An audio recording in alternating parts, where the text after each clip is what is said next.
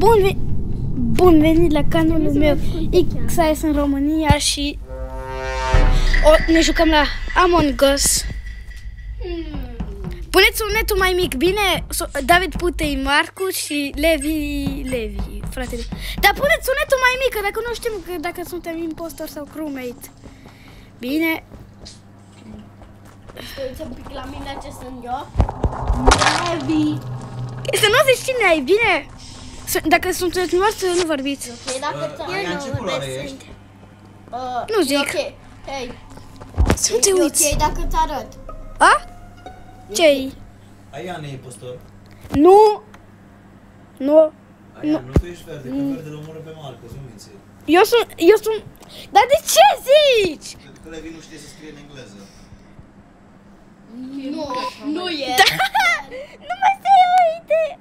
Nu e el. Nu e el. Da, nu e el. Nu sunt. Da, nu e. Levi.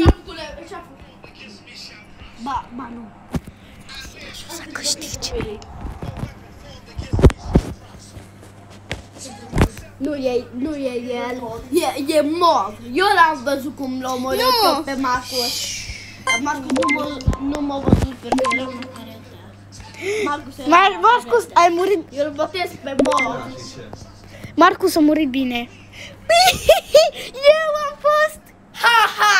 Ai pierdut. Eu ajut pe el să câștige. Dacă să vă uitați, vă atenți. Acum el câștigă. Mie mi-a plăcut să-l ajut pe el. Mie cam mi se pare, frate, cum arată el. Mersi că v-ați uitat la video ăla. Hai, mai jucăm o tură. Hai, ne uităm la telefon și să vedem cine e impostor.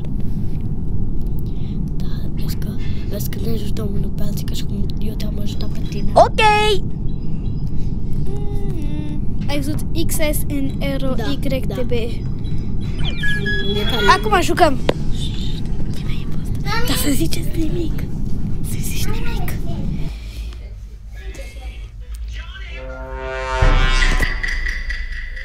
No, bine, nu sunt impostor.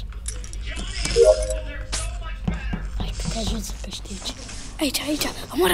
Omoară-mă aici. Ce? No, bine. Aoleu.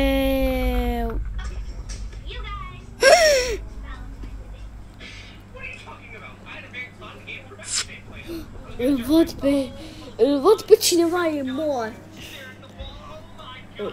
Nu, cum să știe numele roșu.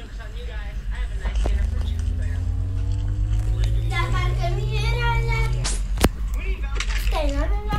Ce? Mersi că v-ați uitat.